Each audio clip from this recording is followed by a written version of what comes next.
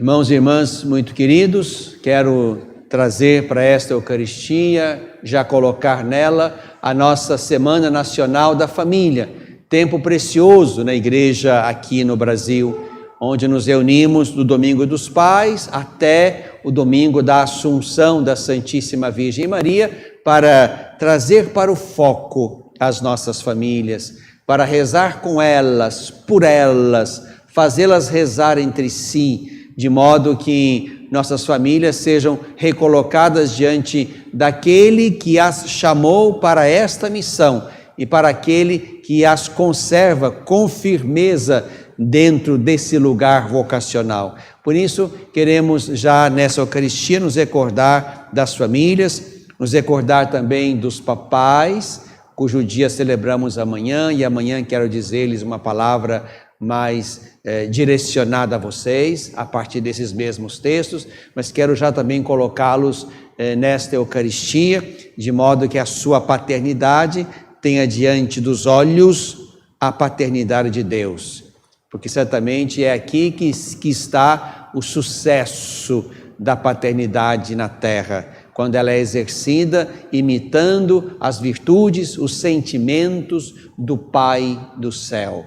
Ele é a medida de paternidade que cada um, e sobretudo os papais da terra, precisam imitar.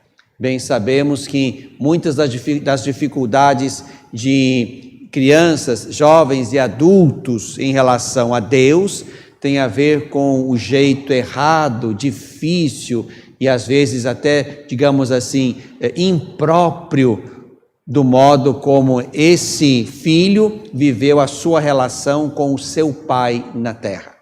Por isso é preciso recuperar bem, essa nossa medida de paternidade. O Pai do céu é a medida de toda e qualquer paternidade na terra.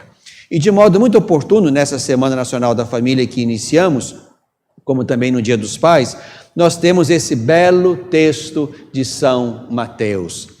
Aqui nós temos elementos bonitos para nos encontrar com Jesus atento a tudo e atento a todos. Um Jesus, digamos assim, incansável. Tomando o texto, nos encontramos com Jesus que se ocupa dos discípulos, manda que entrem na barca e vão para o outro lado, se ocupa das multidões, depois de tê-las alimentado, agora Jesus, digamos, as despede no final deste dia, depois se ocupa do seu Pai, porque diz o texto, Jesus despediu as multidões, subiu ao monte para rezar a sós, depois se ocupa de novo dos seus discípulos, que lá na barca, no meio do mar, já estavam sendo fustigados pela força das águas e do mal. Então aqui estamos diante de um Jesus sempre atento a tudo. E é muito bom que nós tenhamos esta ideia de Jesus, essa convicção sobre Jesus. Jesus não é aquele que cochila, que dorme, que esquece, que não dá atenção, ao contrário. Jesus é aquele atento a tudo e a todos. Podemos tomar como, digamos, ponto primordial de leitura do texto, o versículo 24. A barca, porém, já longe da terra, era agitada pelas ondas, pois o vento era contrário. A barca pode ser e é a igreja. E esta é uma das belas imagens da igreja. A barca de Pedro. A barca pode ser a família. A barca pode ser cada um.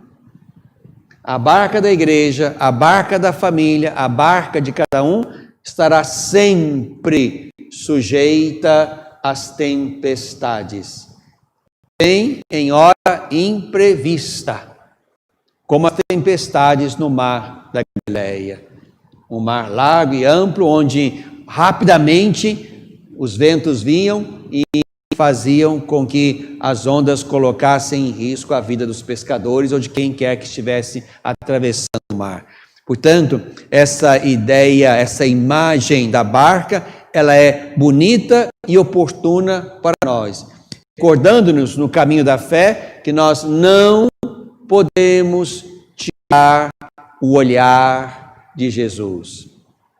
Interessante perceber que aqui, quando Jesus vai ao encontro deles andando sobre o mar, eles em princípio não sabem que era Jesus, se apavoram, é um fantasma, isto é, não compreendem o mistério daquela presença.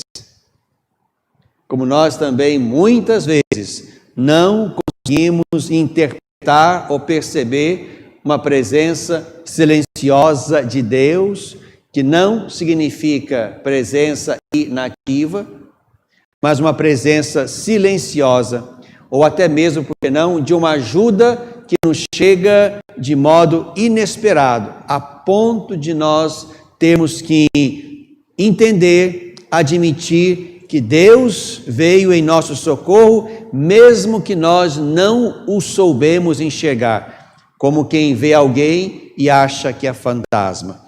Mas interessante o que se dá aqui nesse momento. Estamos diante de Pedro e das suas reações. Aqui, esse diálogo pequeno, certamente angustiante, de Jesus e Pedro, aqui esse diálogo revela sim uma fé, digamos, fraca, tímida, frágil, mas revela uma fé.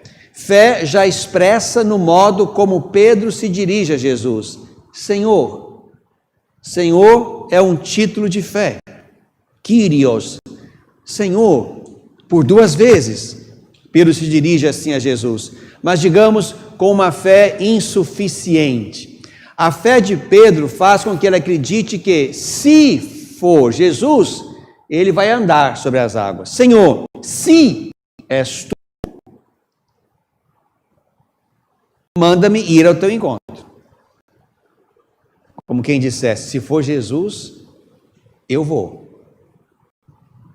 Mas essa fé logo esbarra no limite, na insuficiência, quando Pedro tira os olhos de Jesus e, começando a afundar, de novo invoca a sua fé pequena, mas válida, Senhor, salva-me. E o texto diz que Jesus logo estendeu a mão e o tirou da água que o engolia. Aquela, digamos, crítica que Jesus faz a Pedro é para mim, é para vocês, é para quem nos assiste, fracos na fé. Por que duvidastes? É aqui que se assenta exatamente a nossa experiência de fé.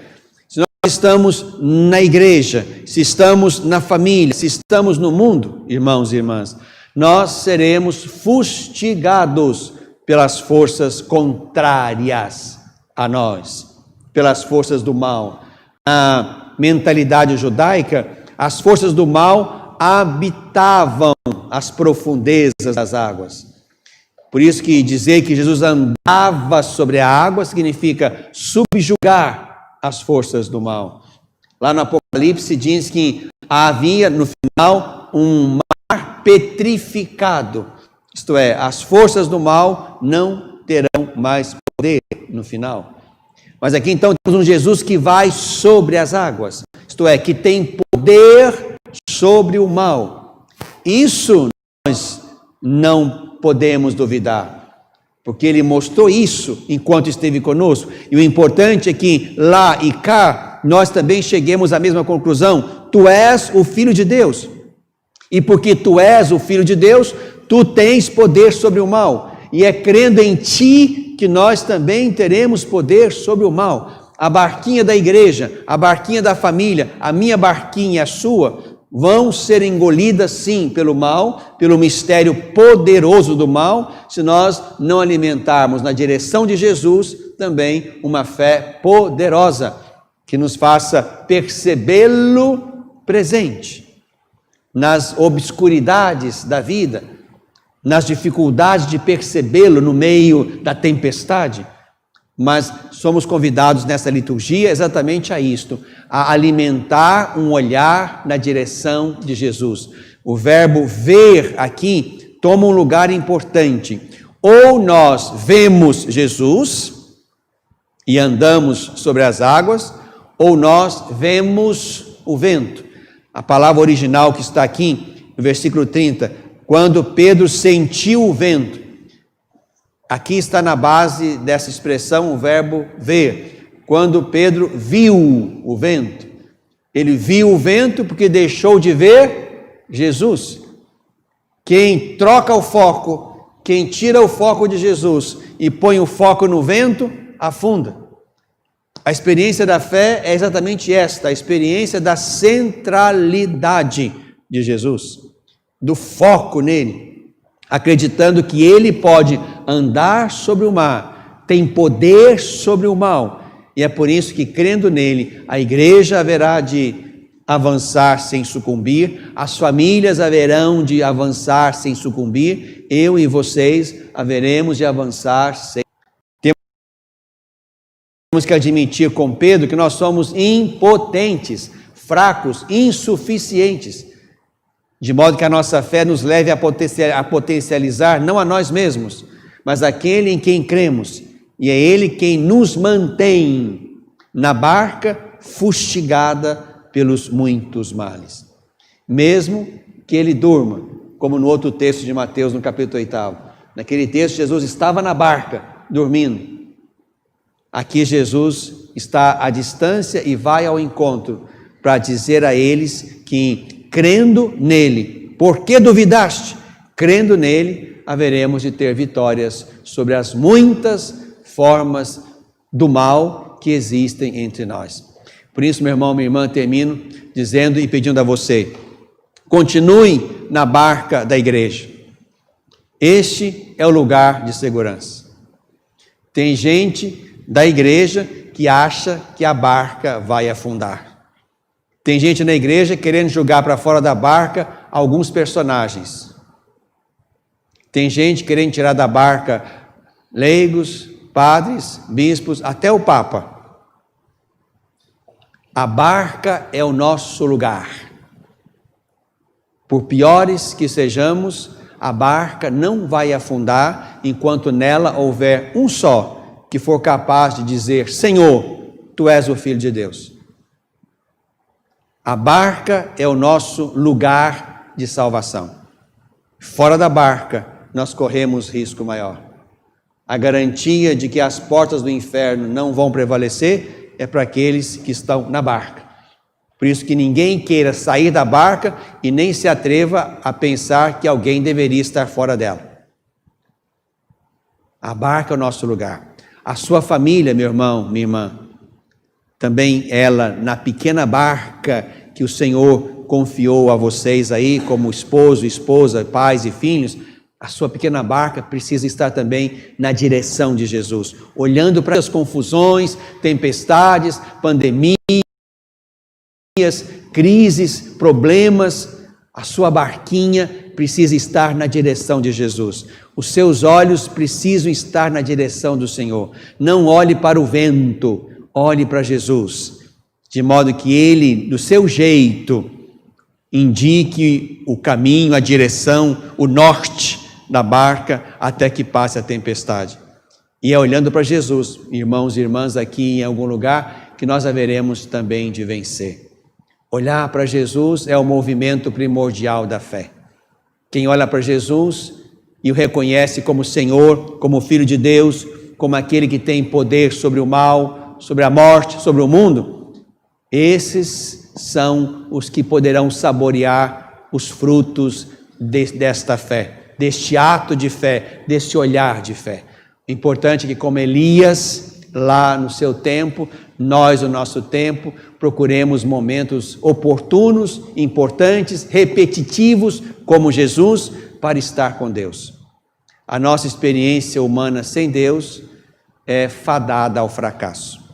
A nossa experiência humana vivida na bonita experiência da fé é uma experiência fustigada pelo mal, mas uma experiência que nos faz acreditar que o Filho de Deus, o Senhor, aquele que tem poder sobre o mal, vai conosco.